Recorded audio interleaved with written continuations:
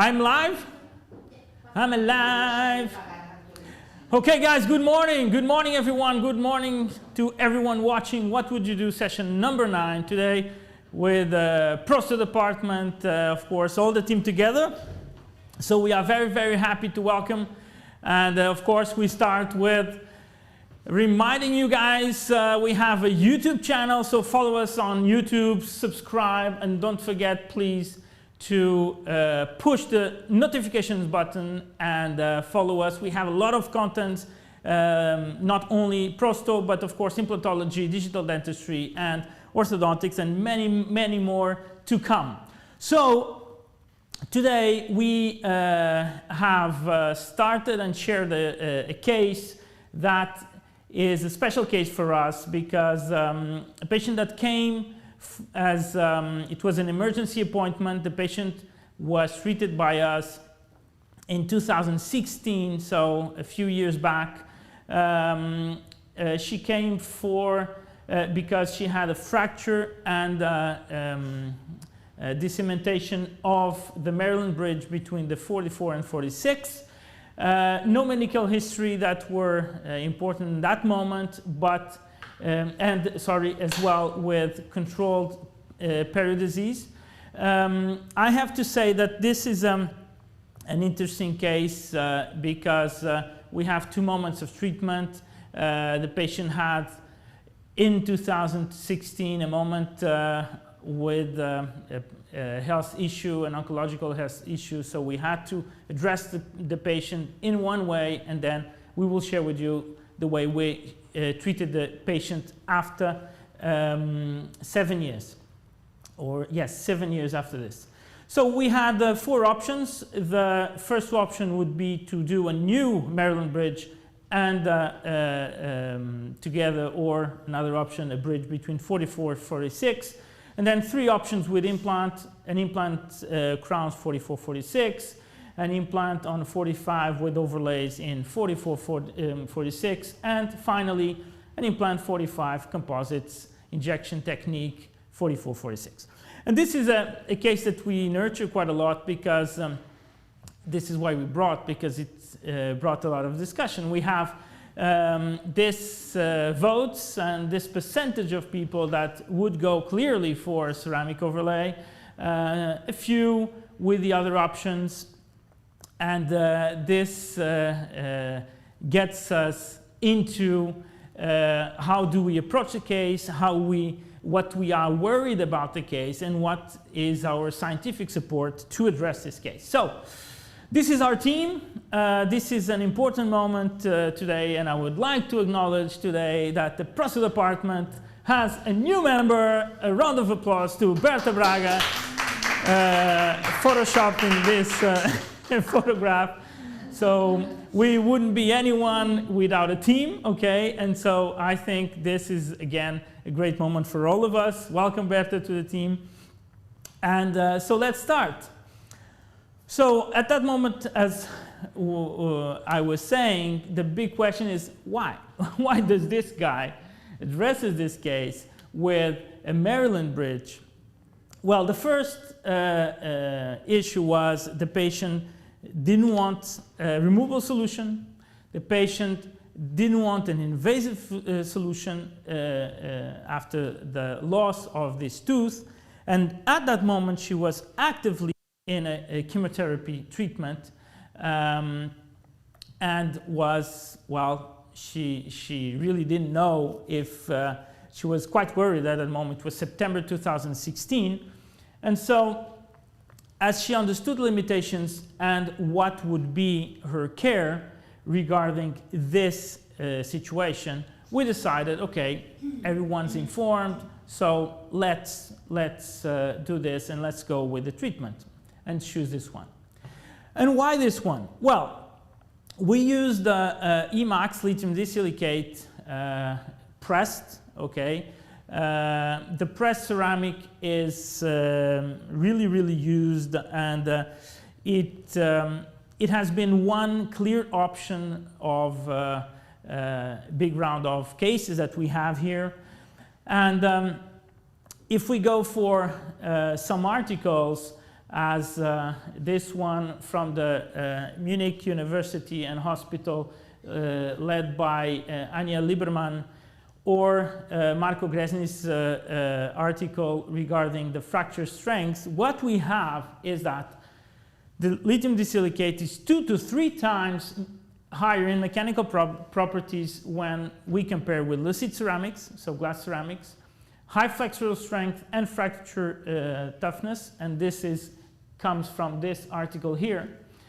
And if we go to the Emax press, it's the only disilicate that has been clinically investigated, which is very important because we have a big number of different companies, but this is the only one that has been clinically investigated, as well as it is the one that's been on the market for the longest time. So this is why we use, for this case, pressed lithium disilicate and this one in special.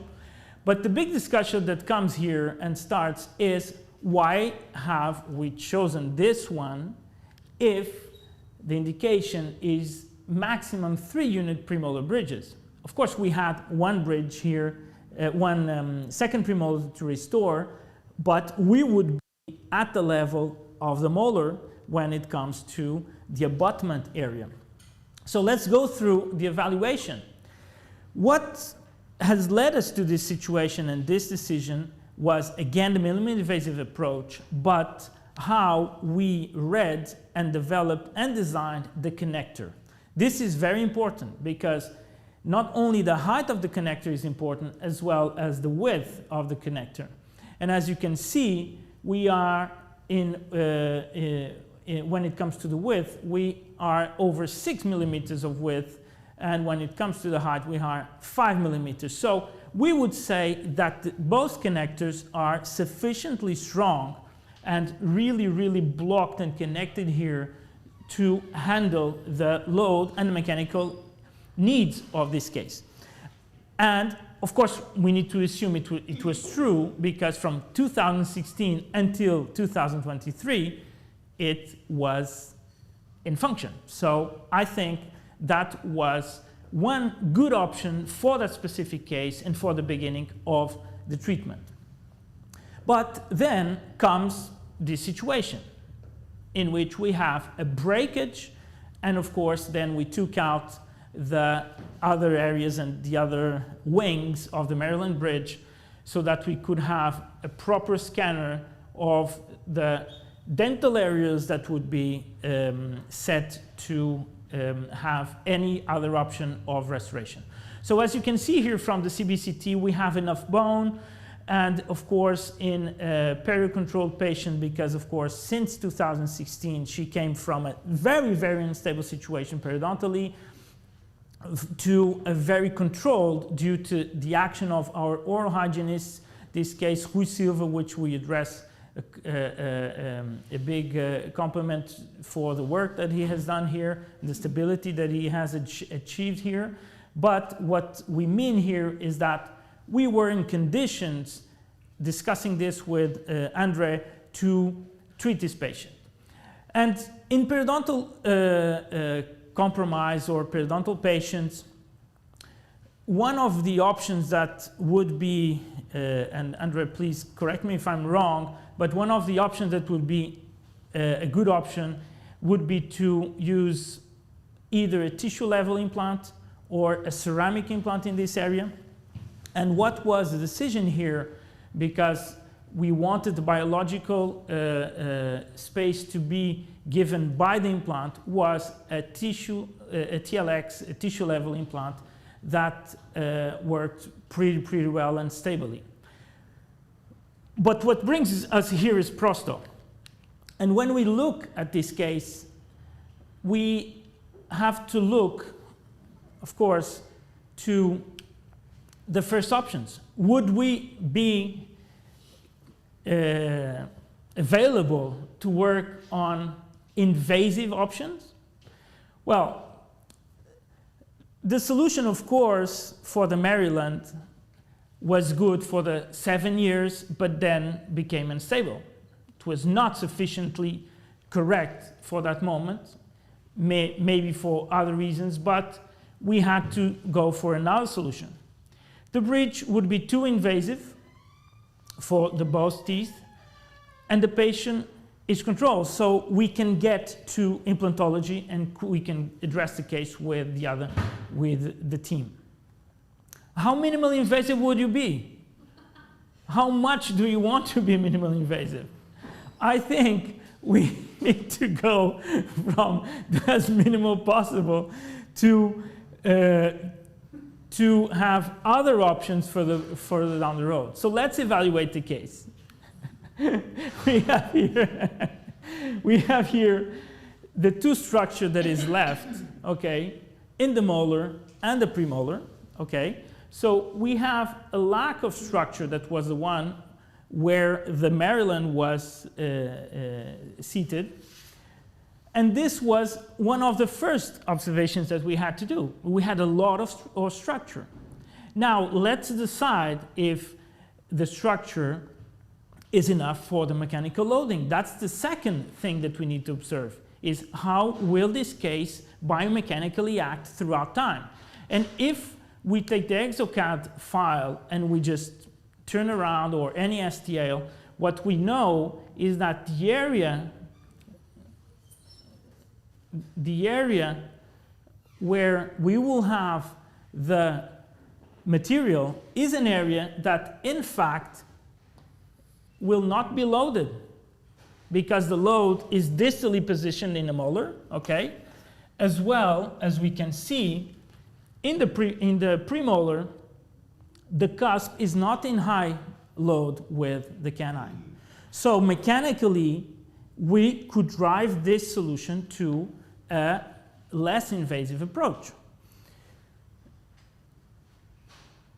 Of course, if we go for then the evaluation of the option of the ceramic overlays, what we can say is, from the article from Mutuloscan and all the Brazilian team in São Paulo, and again the article from the Groningen University from Marco Gresny's team, we have two situations here. The first one, it's clearly stated scientifically that the overlays and the ceramic restorations in such cases are an evidence and a very good solution for the restoration of the posterior teeth.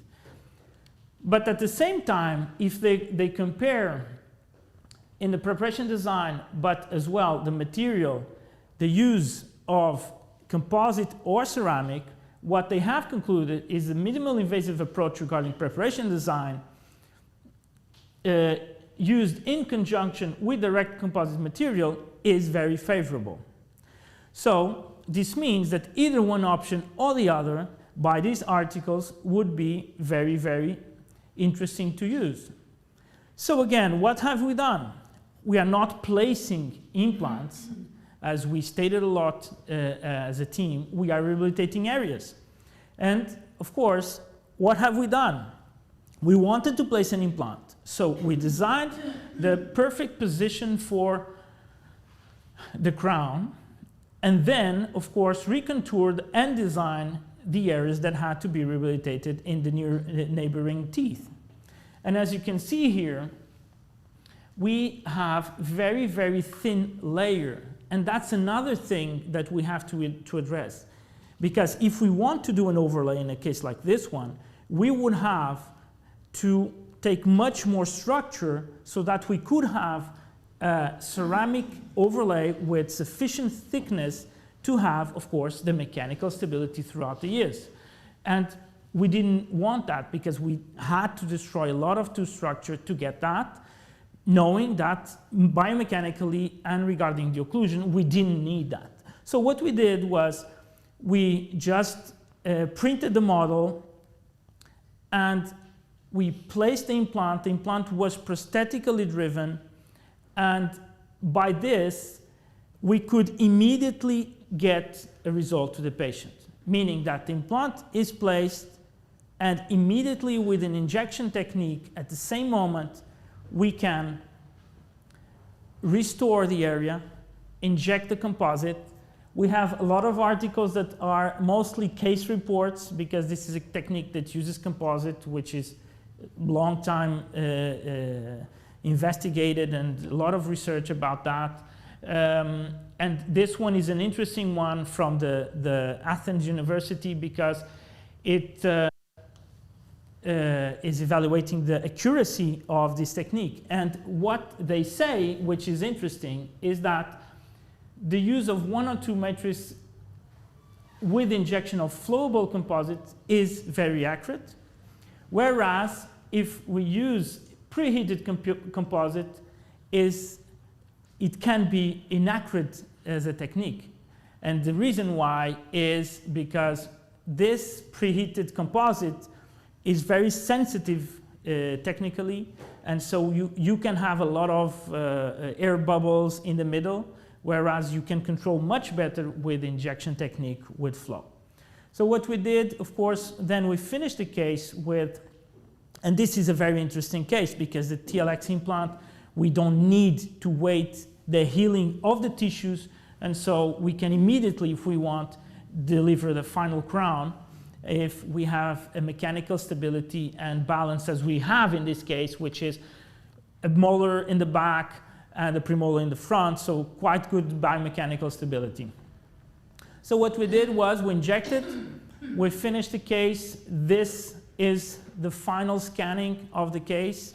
Of course, here some polishing to be done still, but you can even characterize this with some pigments, but you can, of course, just develop a case that is stable, that is prosthetically driven, and of course that delivers what the patient is searching for, which is a minimal invasive approach with an immediate result, and of course related to the biomechanical situation of the patient and the needs of the patient. So regarding this, what would you do? The result and the answer is implant 45 with injected technique on 44 and 46, because this is the real adaptation and customized approach to this patient. So thank you so much. Don't forget to follow us on YouTube. All the team is here for you. And don't forget to watch us next Tuesday with another What Would You Do? Bye-bye.